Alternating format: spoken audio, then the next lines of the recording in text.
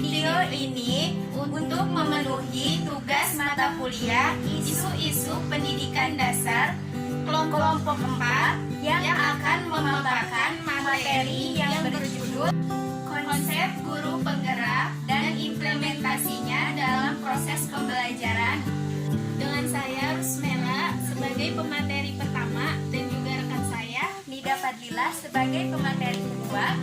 Langsung saja pada penjelasan materi yang pertama. Yang pertama yaitu pengertian guru penggerak. Guru penggerak adalah pemimpin pembelajaran yang menerapkan merdeka belajar dan menggerakkan seluruh ekosistem pendidikan untuk mewujudkan pendidikan yang berpusat pada murid. Jadi guru penggerak itu menggerakkan serta mengembangkan program kepemimpinan murid untuk mewujudkan profil pelajar Pancasila. Pelajar Pancasila itu seperti apa? Pelajar Pancasila yaitu pelajar yang mampu menerapkan nilai-nilai dan mengamalkan nilai-nilai Pancasila. Pendidikan guru penggerak adalah program pendidikan kepemimpinan bagi guru untuk menjadi pemimpin dalam proses pembelajaran. Program ini meliputi pembelajaran daring, lokakarya atau workshop, konferensi, pertemuan bertukar pendapat, dan juga pendampingan selama 9 bulan bagi calon guru penggerak selama proses menjadi calon guru penggerak.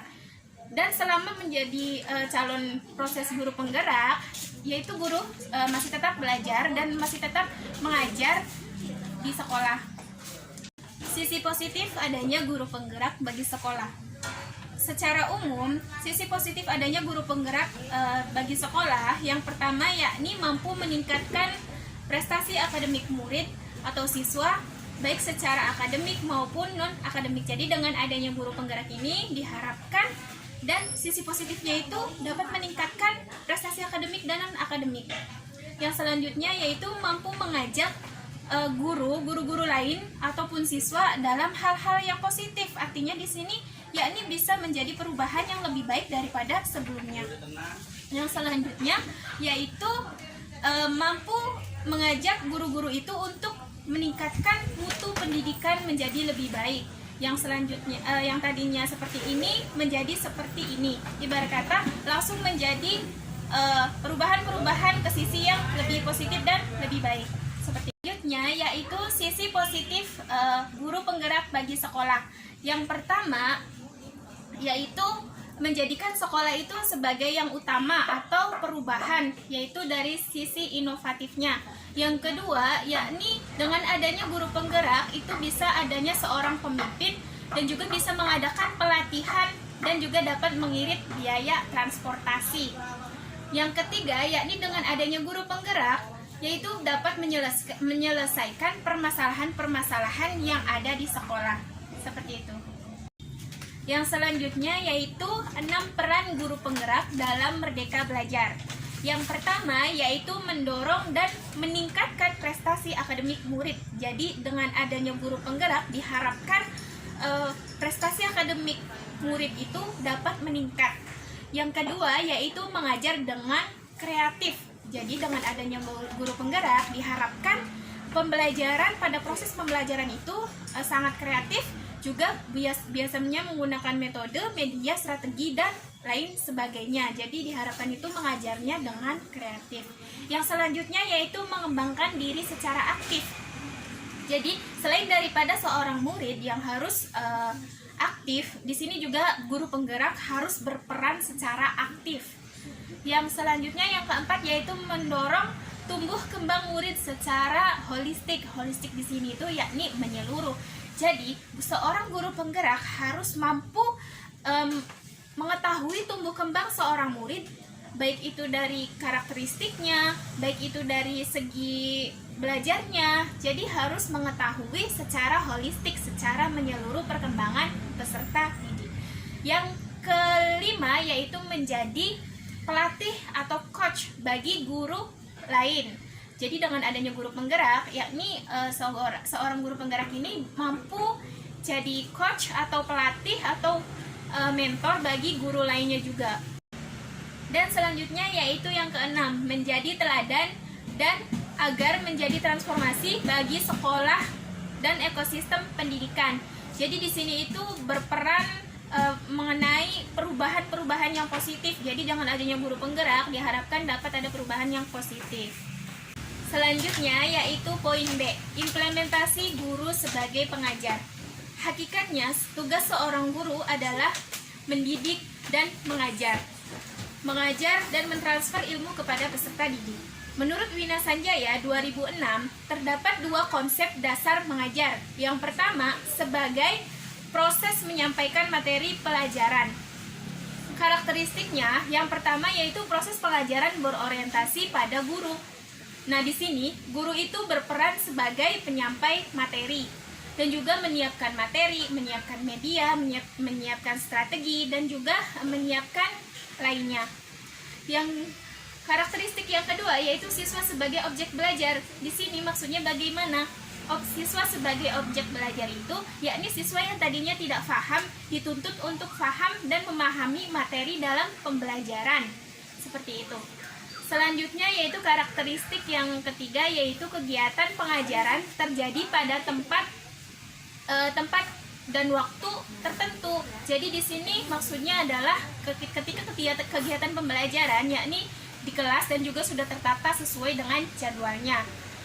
Yang selanjutnya yaitu tujuan utama pembelajarannya yaitu adalah penguasaan materi. Jadi di sini maksudnya bagaimana? Keberhasilan suatu proses diatur dalam pemahaman si siswa itu paham tidaknya terhadap proses materi pembelajaran yang diajarkan oleh guru. Jadi di sini tujuan utamanya yaitu si siswa itu paham dalam proses materi pembelajaran.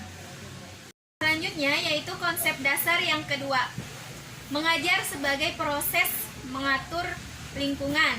Karakteristiknya yaitu yang pertama mengajar berpusat pada siswa. Jadi yang pertama kan tadi berpusat pada guru. Nah, sekarang itu berpusat pada siswa, yakni di sini siswa yang lebih berperan aktif dan gurunya itu sebagai fasilitator yang memberikan fasilitas seperti itu.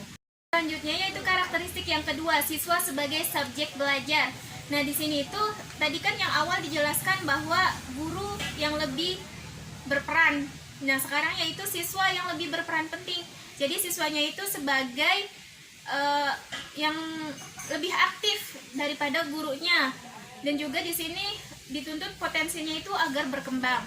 Yang selanjutnya yaitu proses pembelajaran berlangsung di mana saja. Kalau tadi itu di kelas, kalau sekarang di mana saja tergantung bagaimana kondisi dan materi apa yang akan diajarkan. Selanjutnya karakteristik selanjutnya yaitu pembelajaran berorientasi pada pencapaian tujuan. Jadi kalau pada saat yang penjelasan yang pertama itu berorientasi pada pencapaian materi, pemahaman materi, dan kalau sekarang itu tidak hanya terhadap pemahaman materi, yakni pada tingkah laku siswa juga harus bisa dicapai dengan baik. Jadi tujuannya itu bukan hanya terhadap materi, yakni ada juga mengenai tingkah laku siswa sesuai dengan proses pembelajaran yang akan dicapai. Selanjutnya, menurut Surya Subroto, tugas guru dalam proses pembelajaran, yaitu dalam belajar mengajar, dikelompokkan menjadi 3. Yang pertama yaitu seperti biasa menyusun program mengajar, seperti membuat promes, prota, seperti itu. Yang kedua yaitu melaksanakan pembelajarannya, di mana menyampaikan materi, terus membuat strategi, mengatur manajemen kelas, dan juga menyiapkan media dan lain sebagainya. Yang ketiga yaitu melakukan evaluasi, di mana menganalisis, melaporkan evaluasi, dan juga melaksanakan program perbaikan dan pengayaan. Poin yang selanjutnya yakni poin C, implementasi guru sebagai pendidik. Tugas seorang guru sebagai pendidik yakni adalah mendidik peserta didiknya itu agar mampu mempunyai sifat yang baik sesuai dengan apa yang telah diterapkan oleh seorang guru dalam kehidupan sehari-harinya. Menurut An-Nahlawi, yakni ada sifat-sifat seorang guru itu yang harus dimiliki oleh seorang guru, yakni yang pertama yaitu sifat robani. Di sini sifat robani artinya adalah ketaatan kepada Tuhan Yang Maha Esa. Yang kedua yaitu sifat robaniyah, di mana artinya adalah keikhlasan. Jadi seorang guru itu harus mempunyai jiwa keikhlasan. Yang ketiga yakni sabar. Jadi seorang guru atau seorang pendidik itu harus memiliki sifat yang sabar dalam mengajarkan ilmu yang akan diterapkan kepada peserta didik. Yang keempat yakni memiliki kejujuran dalam menerapkan apa yang diajarkan dalam kehidupan sehari-hari. Jadi seorang guru harus mampu menerapkan apa yang sendirinya didapatkan lalu diterapkan kepada peserta didik dalam kehidupan sehari-hari. Yang poin kelima yakni meningkatkan wawasan dan pengetahuan. Seorang guru harus memiliki sifat meningkatkan wawasan dan pengetahuan agar terupgrade ilmu dan bisa tersalurkan dengan baik kepada peserta didik. Yang selanjutnya yaitu memiliki sikap yang adil. Jadi di sini seorang guru itu harus memiliki sikap yang adil. Jangan membeda-bedakan antara murid yang satu dengan yang lainnya. Intinya harus mempunyai sikap yang adil terhadap semua peserta didik. Selanjutnya yakni peran seorang guru sebagai pendidik. Menurut Gog, yang pertama yaitu menanamkan sikap adil dan juga perilaku melalui keteladanan sikap dan perilaku diri sendiri dari seorang guru tersebut.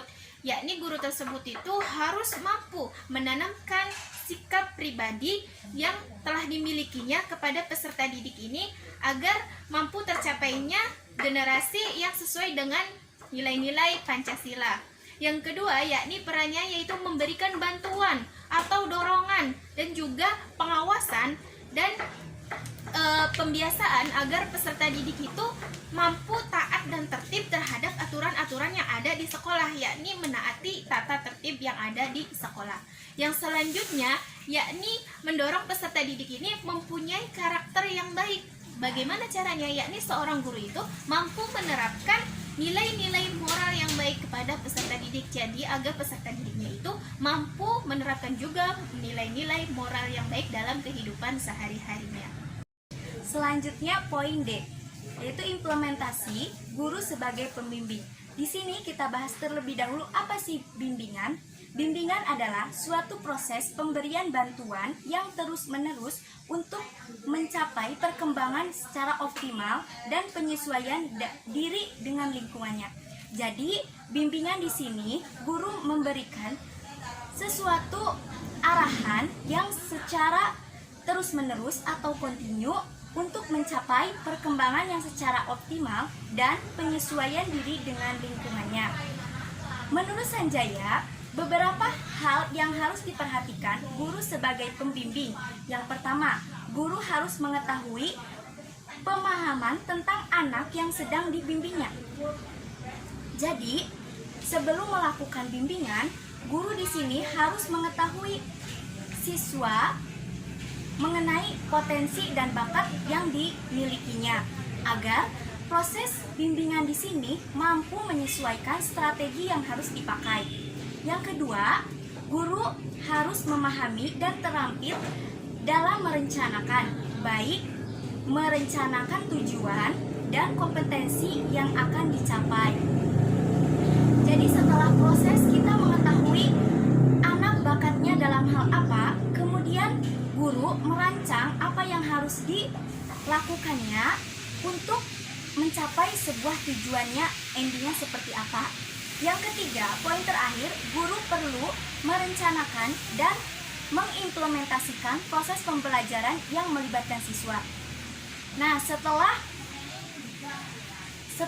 mengetahui bakat anak di mana, kemudian merencanakan prosesnya seperti apa, lalu pengimplementasian atau penerapannya dalam proses pembelajaran yang melibatkan siswa. Selanjutnya poin E, implementasi guru sebagai tenaga profesional.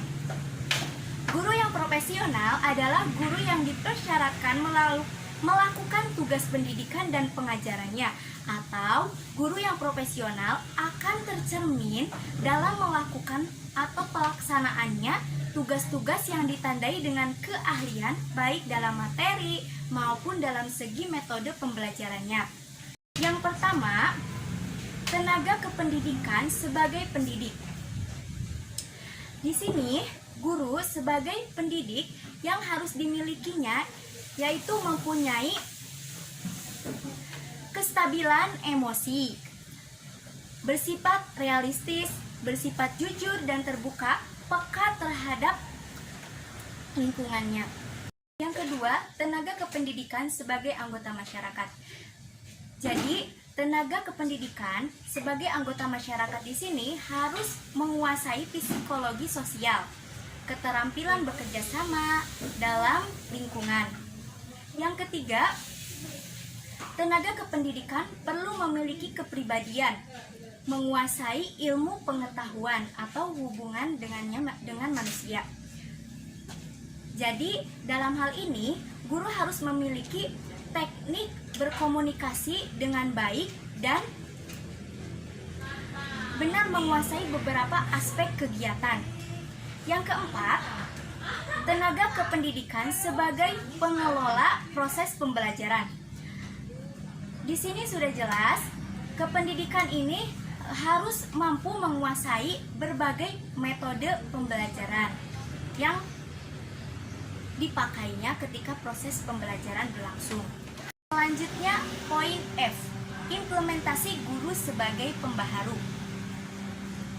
Guru sebagai pembaharu adalah guru memiliki tugas memberikan informasi sebagai komunikator dan membantu peserta didik untuk menerima pengetahuan dengan bahasa yang mudah dimengerti.